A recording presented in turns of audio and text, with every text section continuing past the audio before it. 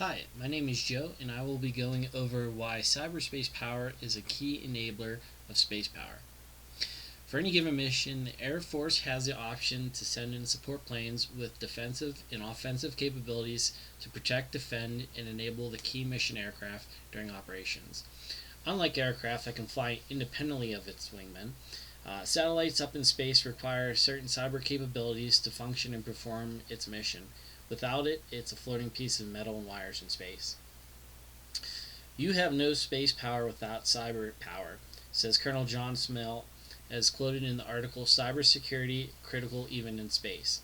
To enable communications and control, operations, and support of space assets, there is a need to integrate cyber operations into all these areas. Cyber operations cannot be subservient to the actual systems, as this creates vulnerability risk in operational availability and spacecraft health.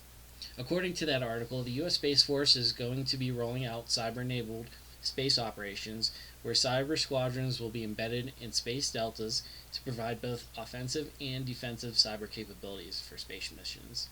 In my opinion, this will allow organic interaction and operations of cyber capabilities to the platforms rather than having them managed through outside units or even other military services.